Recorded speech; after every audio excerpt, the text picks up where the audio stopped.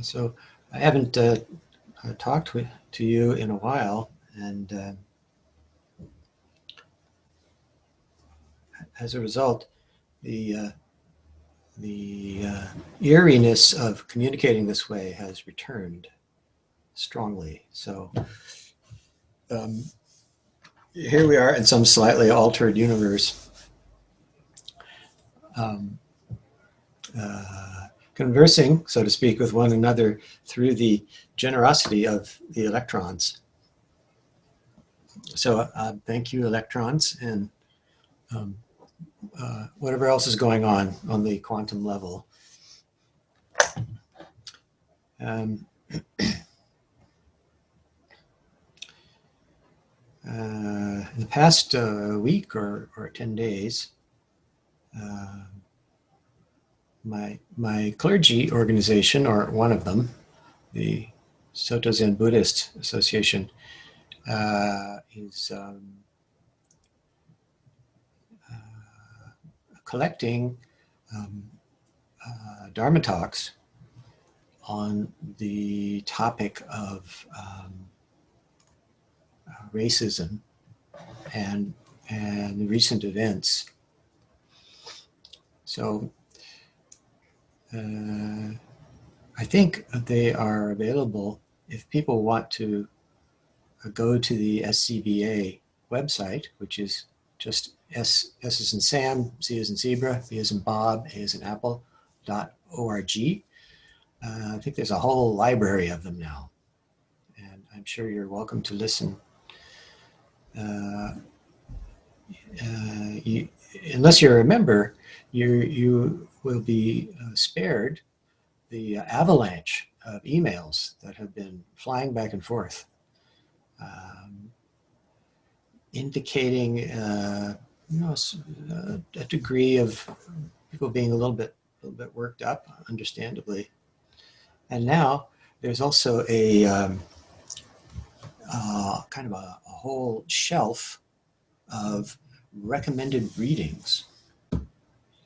And I want to confess, I haven't done any of them at all. And I probably won't. Not because I'm a closet Republican or something, but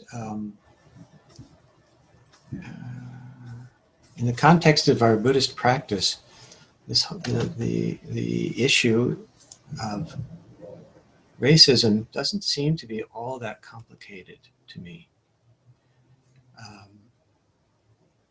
It seems very, very much to be the case that racism begins at home. It always has, and it always will. And if we are absorbing racist attitudes in our home from other family members, for instance, that winds up being some very deep-seated patterning.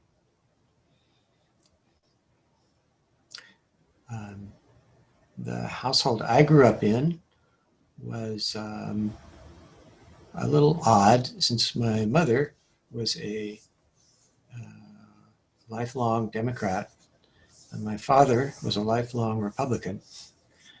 And I have no idea how those two got together, quite frankly. But somehow they managed to. Nonetheless, I do not recall any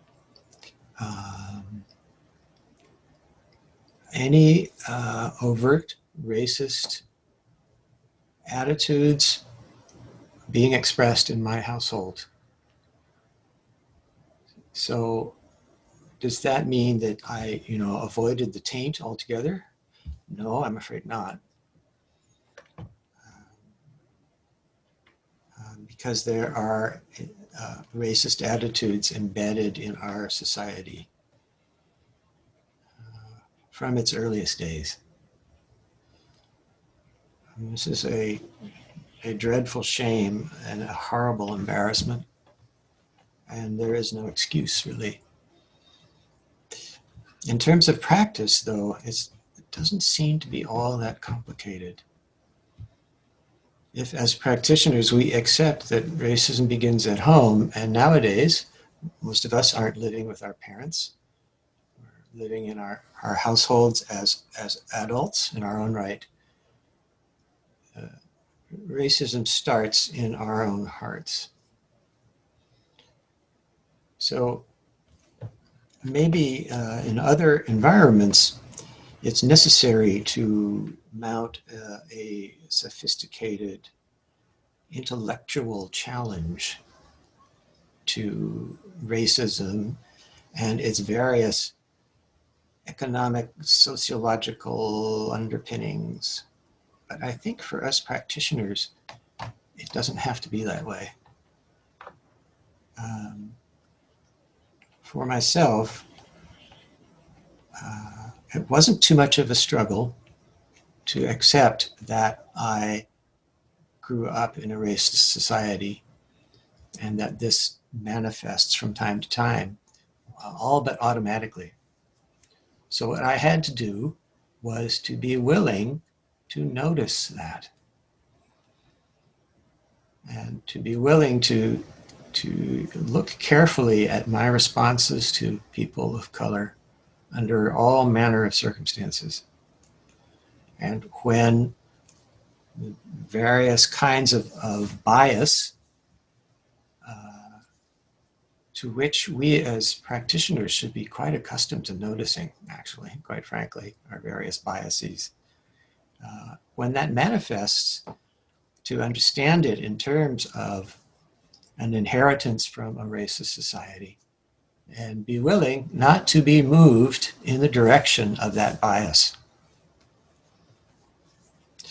So for me, that is the essence of the challenge for a practitioner of the Buddha way.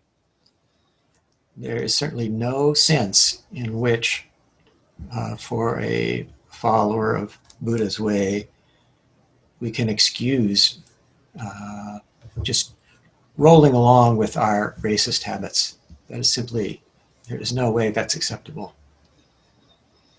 So then, this just becomes another challenge in the sense of the practice of our precepts and in the context of the Bodhisattva vow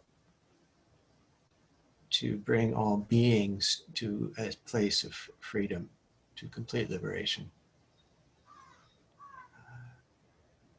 So again, in that way, it's not so complicated. Still, if people want to tackle that shelf full of books, then by all means, and if people want to listen to many other Dharma talks, by all means do so. But I was trying not to get too tied up in all of the many ways one can approach this topic. And from my own perspective, a little bit of simplicity is maybe helpful. So I am willing, I have been willing, I will continue to be willing to notice the patterning in my own mind, my own heart, that I have inherited in this society, to notice it and to challenge it on a completely personal level. The racism that begins at home, right here. And I invite all of us as followers of the Buddha way to do likewise. And I kind of don't imagine that's a real problem for most of you. Maybe I'm wrong. But, pardon me, that's kind of what it boils down to. Feel free to disagree if you think I'm missing the point.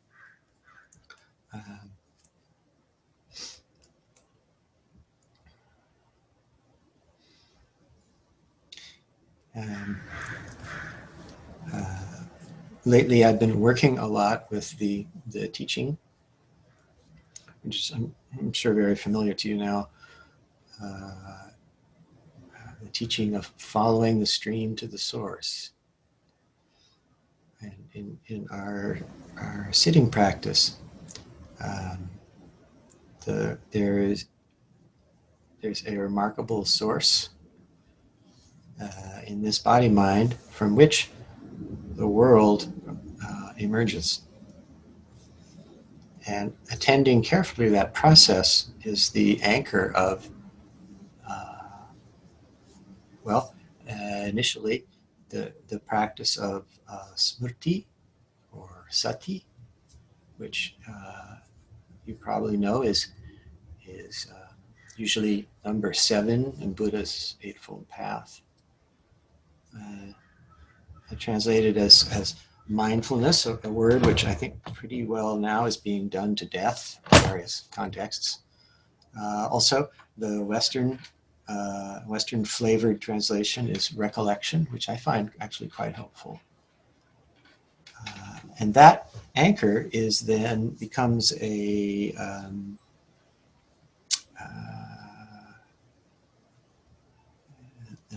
I don't know what, the point of contact from which samadhi springs. Samadhi, of course, being the condition of the body-mind at its most settled, which I submit is a natural and innate quality of the body-mind, rather than necessarily a product of acquiring certain arcane mental skills. Okay, so in our approach to sitting, mostly we don't hand out exercises for people to accomplish. We have such practices which are, as far as we can tell, ancient and well established, such as counting the breath or following the breath. I wish I didn't have the sun in my eye. I guess maybe if there we go. Okay. And that's certainly available, but mostly we encourage people to allow the body-mind to settle of itself, which it most certainly will do.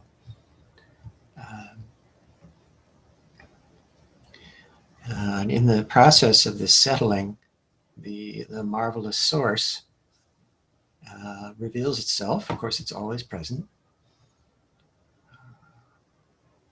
But it is quite amazing during sitting. Maybe it's easiest to see during sitting, but doesn't have to be only during sitting.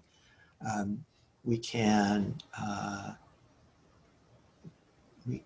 develop an appreciation for how the universe is using, or rather, I don't know, let's see how to say, for the universe, each body-mind is like a musical instrument.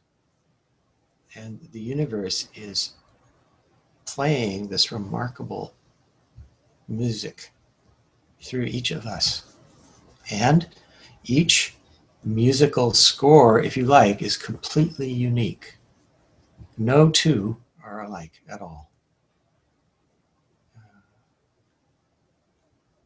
Recently, I've been reflecting on how no two sentient beings anywhere in the universe are identical. Each of you, each of us is completely unique, which is kind of amazing when you get right down to it. And each unique melody is being played by the universe through this body-mind, moment after moment. And to sit as the melody unfolds is what we call zazen. As such, it is the most natural of practices. There's nothing artificial about it. Uh-oh. Somebody's calling me, and I don't know how to hang up on them. Let's see. Where is that? Hang on. Shut up. There we go. I have no idea who that was or what that was about. I beg your pardon. Also, I can't answer those calls, even though they ring raucously in my headset. I can't answer them. So anyway, all I can do is hang up rudely, which I did. So that's not what I meant by the music of the spheres. That's not what I was talking about. Golly, you all look kind of grim this morning. Not all of you, just some of you. So maybe I'm being boring. If anyone would like to suggest a change of topic or ask a penetrating question or demonstrate their understanding of the Buddha way, I'm happy to interrupt my patter here. Well, you're all still muted. Oh, Tetsugen-san. Oh, and Hokai-san. I depend on the engineer to monitor the hands waving. So Tetsugen or Hokai-san, one or the other, please. Go ahead. You sure? All right. I'm not going to demonstrate my understanding. Sorry. I don't know if I would succeed in demonstrating my understanding. So more of just thank you. First of all, I appreciate and like the approach about the racism and about bringing that back to my own home and sort of dealing with it there. The only thing is I guess I'm constantly sort of plagued by what do I do outwardly. I was we were talking earlier, Shinno's neighborhood has been kind of overrun by a lot of suffering, people in tents and on the street and a lot of drugs. And yesterday I was taking a little walk in our own boarded up neighborhood here and passed a gentleman, pushing some kind of a drug and dropping it into a needle. And, I certainly have noticed that over time, that kind of stuff used to kind of generate a feeling of disgust and sort of almost anger even at people when I would see things like that in the neighborhood. But anymore, yes. I can definitely feel that has softened, and I sort of feel like I get it. I don't get it, but I feel like I can more understand why they might want to have that escape. So I guess the question is, how do I best, get my house in order, but then I don't know. How can I approach the world in a way that is outwardly reaching or helping or the next step for me, I guess? Well, especially now, I don't find it in me to be much of an activist. When I was much younger, I did do some of that, and when I was 15, I helped blockade the ROTC building at Stanford University. When I look back on it, kind of ridiculous, but anyway, I did do that, and numbers of other things. Right now, as I'm a person who is definitely, definitely on the outskirts of old age. I'm really getting there. How I manage my own life space is most critical. So when I find that I am irritated, for instance, by some of the homeless folks in our neighborhood, that's where I deal with it. And as quickly and as effectively as I can, by letting that emotional impulse pass through. If it's already arising, you can't really strangle it or kill it, right? That's just not going to work. Best to let it expire like a breath going out, and do not, I quite try to be as strict as I can with myself. Do not feed it, right? Do not feel justified or start adding to that. Oh, that horrible person, blah, blah, blah. After all of this that we are seeing now has been going on all along. It's just now we're seeing it, right? Which is harder for some of us who have grown up in a more antiseptic and housebroken neighborhood. I grew up in San Mateo Park and then Hillsborough, and there weren't any homeless people anywhere. And the drug use was all going on in suburban living rooms and kitchens and so forth. Alcohol was the drug of choice, and boy, was there a lot of drinking. I mean, now looking back, it's just kind of horrified. But that was quite accepted. A lot of drinking, a lot of smoking, a lot of pills. And I didn't think anything of it then. Now I see, well, it's just the same thing. It's more expensive stuff, that's all. So as an expression of the suffering of beings, I think it's good that we see it and see that it's happening and have an opportunity to look at I have an opportunity to look at my responses to that. And I spent a couple of years at the Larkin Street Youth Center in the Tenderloin, working with street kids. And I felt like that was worthwhile work, and I'm glad I did it, but I'm not really in a position to do that kind of thing anymore. So I have an inner prayer, which I recite over and over again, and which seems, basically hopeless prayer. And that prayer is, raise my fucking taxes, would you? Raise my taxes and deal with this. That's how it's going to work. A problem of this extent has to be handled by a government, right? A government has to be involved in gathering and managing the resources, right? This is a nationwide, or if you like, worldwide problem, right? So please raise my taxes and do something with this money, because I don't know what to do, quite frankly, beyond what I'm describing, beyond taking good care of my own heart and making sure that I am not adding to the problem. Right? So anyway, I think I should shut up and thank you for your question. Good response. Thank you. I appreciate it. There are just moments where I feel a little overwhelmed with the desire and wish that I could do more. Well, there certainly are, as they say, volunteer opportunities if someone wants to do that. And those, yes, okay, there's small ways to help. But goodness knows, probably any help is to some extent beneficial. I also, I know this is kind of silly, it's a little silly. The Tibetans won't think so, but maybe maybe Westerners don't find it very helpful. But now whenever I pass a homeless person or a tent or someone sleeping on the sidewalk, I always recite the 6-syllable mantra as I go by over and over again. And this is kind of to benefit them, but it's mostly to engage the heart of compassion over and over and over, since the lack of that is where these tight-fisted, unyielding, ungiving attitudes are coming from, right? There is no universal cure for greed, hatred, and confusion except enlightenment, as far as I know.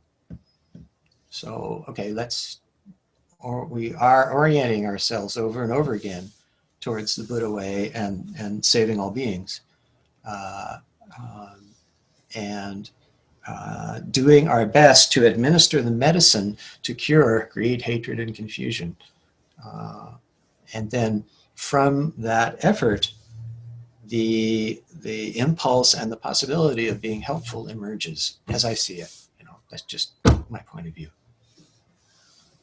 Hokai-san, did you want to comment? Okay, thanks. Yeah, I just had a comment about the first part you were talking about. I understand that racism begins in the household, and the interesting thing is, what I've been reflecting on, and being a Euro-American, being a white person, the privileges that I've had, and not even thinking of that being racism, but the privileges that I have are because of this systemic racism, and feeling that I need to, lift up people of color and,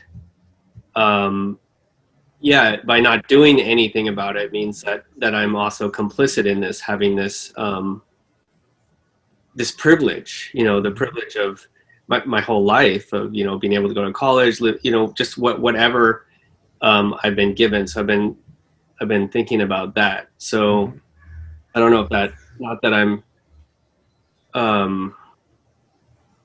as an individual, racist or, but more that, but by being part of the society, if I don't fight against it, then I'm part of that system, which is, Well, unfair. I'm sorry. Yeah, go ahead.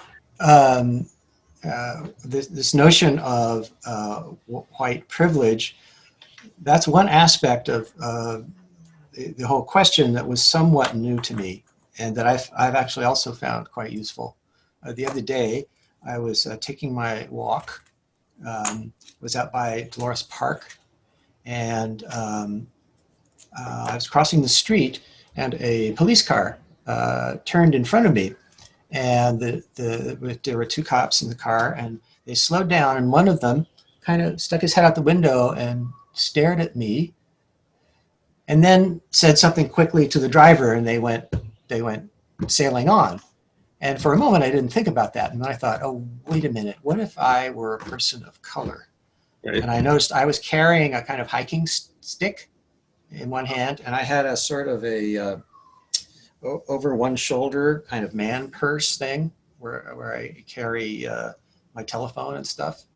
And it occurred to me that maybe the policeman was wondering, what's that thing that he's carrying?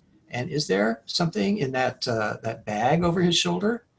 And if I were a person of color, would he have stopped and said, all right, buddy, let's, up against the car? And I realized this is exactly what's meant by white privilege. They didn't stop me. They just went driving on, and I continued with my walk. But it didn't occur to me right then, and it doesn't particularly now, that there was something I should have done differently. For example, stood there with my hiking stick and said, "Boy, if I were black, you would have stopped, wouldn't you?" I didn't think that would have been very helpful, probably. But this noticing, as I said, noticing in addition to my racist impulses, and noticing when I am escaping based on white privilege is part of that exercise of introspection. And for me right now, the most helpful thing I can do. I can't undo the various ways I have benefited from that privilege that I understand now. I can't see a way to undo it, or that would be helpful. But I've told this story before. I'm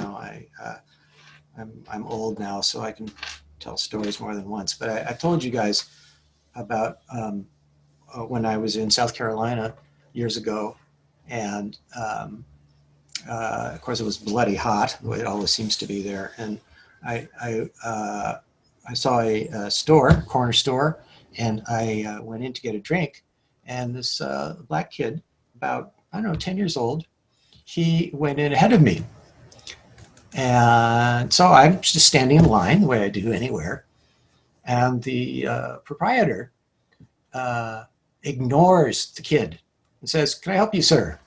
And I had a kind of a moment of panic. I was going to say, "Oh, no, you can help him." And I thought, that's not going to work here. That will just cause some sort of upset. It'll probably be worse for the kid if I do that. So I just went along with it. And it's like, okay, well, I'm not sure what else I could have done under those circumstances. But at least at that point, I realized something was wrong here. And at that moment, that was all I could do. And that was years and years ago. And I continue to do that. And I will continue to do that. And I'm thinking that, if there are other things that I should be doing, the universe will probably tell me sooner or later. But to some extent, the universe is saying, okay, you're old now, get out of the way and let some people who, can really accomplish stuff do something. Yeah, I think the thing about the stick is you probably, Juan wants to say something, but if you're African American, you might not want to carry a stick walking in the city. Right. Yeah. But, thanks. Exactly. yeah, I think that mindfulness is really great, and that's great. Thank you. Yeah, that's an obligation on all of us, as I understand it. Wonton, did you want to say something? Yeah. So I'm very glad that you gave this couple of examples, Myō, because um, so I think like during your talk, you were talking about a lot about whenever racism arises in our own minds, right? And I think that's very helpful. But honestly, for me, in this last couple of days, the biggest struggle was whenever I saw racism happening. Well, not even like explicit racism, but right, like this emphasis on like what matters are kind of like the rights of the cops or like the rights of the black people. Um, and I struggle a lot on whether or not I should intervene and what I was seeing. Um, and I think my default is not to intervene because I think this person is not going to hear me. It's just going to make this person even like more extreme. Yeah. And then I shut off, and then I punish myself for shutting off. Yeah. And I'm just honestly, I wonder sometimes if I just should experiment more and see how it feels if I just intervene, you know. Mm-hmm. And I'm just wondering if you have something to say about this. Well, all of you, I think, you're familiar with the iconography of Buddha Dharma, and you've all seen the paintings of, for instance, Avalokiteshvara, especially the one with 1,000 hands and 1,000 eyes. And Avalokiteshvara, of course, symbolizes the aspect of the awakened mind that always intervenes skillfully, right? And for most of us, certainly for me, I cannot claim to have access to that skillful awakened mind at all times. And if I don't, then I need to be very careful if I'm planning on intervening some way or entering some kind of situation, that I have some confidence that it's not going to make things worse. Right? And if I don't have that confidence, at least for me nowadays, I won't, I will try to find some other way of responding to the situation rather than take a chance of making things worse. I don't encounter too many examples of that in my life, but not so long ago, there was an incident where there was, I think, a guy. He was actually, maybe a white guy. He might have been Hispanic. I'm actually not sure. Right over here at Castro Market, and he was like maybe really high on something. And I don't exactly remember how it started, but he wound up kind of running through the traffic. And there were these two policemen who were chasing him, trying to keep him from getting run over, among other things. But it wasn't clear. They weren't exactly, I couldn't say that they were being particularly skillful, let's put it that way. And so at that point, I started filming with my phone. And that was about all I could see to do. I wasn't going to run out in the street and say, now, gentlemen, be calm, or something like that. But I did take a movie of it just in case. And something like that may be, if not always possible, often possible, especially if one is not by oneself. If you are by yourself, it's pretty easy to make yourself a target. And let's see, would that be helpful? Well, not necessarily. But if there's a group of people and you're one of them, and maybe taking a movie is something that is fairly easy to do nowadays, and making a record of something that's happening. And that could turn out to be crucially important to someone down the line somewhere. So those sorts of things are maybe not so risky. But to to walk into a situation and you know, if I stroll up and say, excuse me, I'm a priest of Buddha, perhaps I can help. You know, I think that probably would not be very helpful, except maybe once in a great while. And I hope if there is such an occasion, I'll be able to recognize it and be able to intervene or to allow a skillful intervention to manifest through me, if possible. You know, but some amount of care, especially nowadays, is necessary to avoid aggravating things.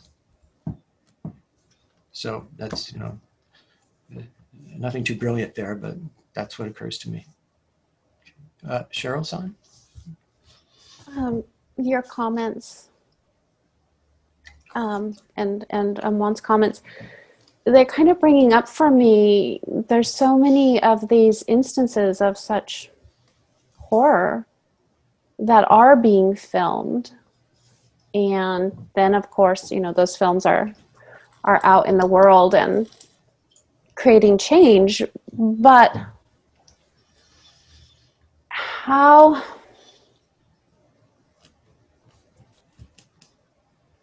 I don't even know how to ask this quite, but it's like someone was filming 8 minutes and 46 seconds of someone being murdered. Mm-hmm. Why didn't they stop it? Well, a number of people did. And the film includes people saying, you know, you're hurting him, get off him. Yeah, I haven't been able to watch the whole thing. I've just seen snips, but yeah, you know, it's kind of like where is it that, you know, that place of witness versus participant, and I just, you know, for myself, it's confusing. Like, when do I walk by? When do I stop? You know, when do I ask someone, do you need something? Can I help you out there, man? Or, you know. Well, again, there is no formula that I know of. And the greatest gift I can give is to cultivate the heart of compassion as much as possible, so that if there is an occasion where I encounter a circumstance where a helpful response is available, I can do that. I can allow that to happen. But I don't know how common that is, quite frankly. If you're a policeman, you actually might have many more opportunities for a helpful response. And I'm recalling years ago when I first lived here at Hartford Street, and there was a chap here who tended to kind of make a nuisance of himself. And he was determined that the then abbot, Zenshin Whalen, be his teacher. And Zenshin Whalen was not interested in it at all. So this fellow would come and sit on the Zendo steps outside the door and just sit there. And he was not allowed to come in the building. And so finally another resident who was here at the time took to calling the police. I'm not sure that was helpful at all. But anyway, the first time that the police came, the policemen were so skillful. It was very impressive, actually. It was very impressive. I thought, wow, that is skillful police work. And basically the guy wound up just getting up and walking away. And that was fine. And then the second time they called the police, the 2 police who showed up, they were not skillful at all. They were just like totally, sir, I need you to stand up, sir, you know, yelling at him. It was like totally like comic book police behavior. And I thought, well, that's an interesting contrast right there between someone who is prepared to deal with the situation in a kind of careful, slow way, and someone who was not at all. And those sorts of distinctions are available to us. So in terms of our own response, if all we can do is bear witness, is stand there and watch, that's actually quite a lot. And in so doing, we may expose ourselves to various kinds of danger. Right? So there's no reason we don't have to be careful. So we should be careful. but sometimes just bearing witness is a tremendous gift right there. And if that's all we can do, that's enough.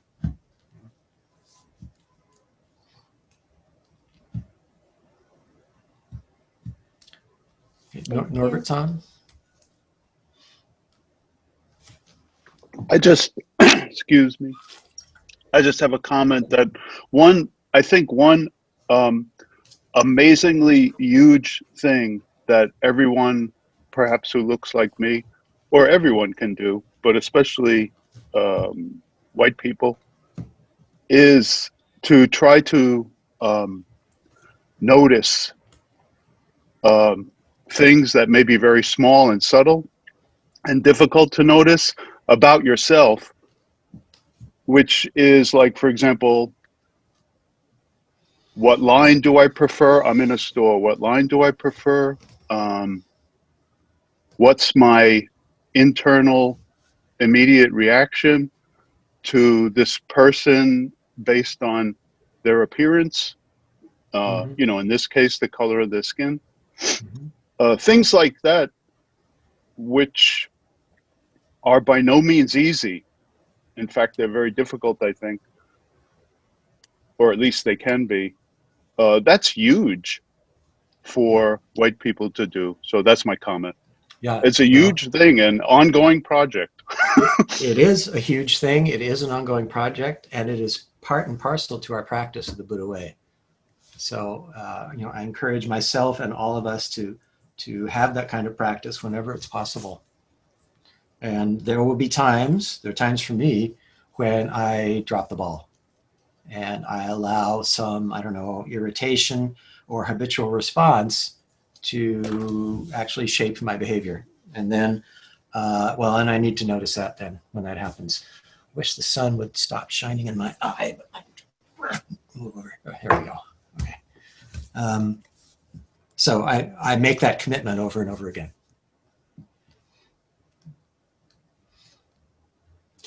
Richard? Oh, hi, Reverend Myō. I just wanted to mention that my own experience is that as an individual, even a white individual, my ability to confront power in any organized way is very limited. And to do it in a brazen way is kind of like Bambi walking into a lion's den. So I think especially for people of color, it can be really hazardous. But I have noticed in my past when I was involved with group movements like the labor movement and strikes and demonstrations, that was when people power made the most difference. Mm-hmm. And even when being arrested in a group, it could be organized in such a way by our handlers that nobody got hurt. Uh-huh. So I really think the only effective way for individuals to confront organized power is to do it in groups. In an organized way. Uh-huh. Yes. Otherwise, things can spiral out of control. Well, and you're too easy to pick off as an individual. Yes. You know, and that is certainly one of the strategies. So I quite agree. That's all I had to say. Yeah. And if my marching days weren't over, I'd probably do more of that. But yeah, you know, I leave the marching to others nowadays. So. Anything else this morning? Any other comments? Thank you all for practicing the Buddha way. Make sure you save time for sitting down in stillness and letting the universe's melody manifest through you in stillness. You know, this is I can't do without that. So please make sure you still have time for that, no matter what else you do. Okay, well, I guess that's it for now.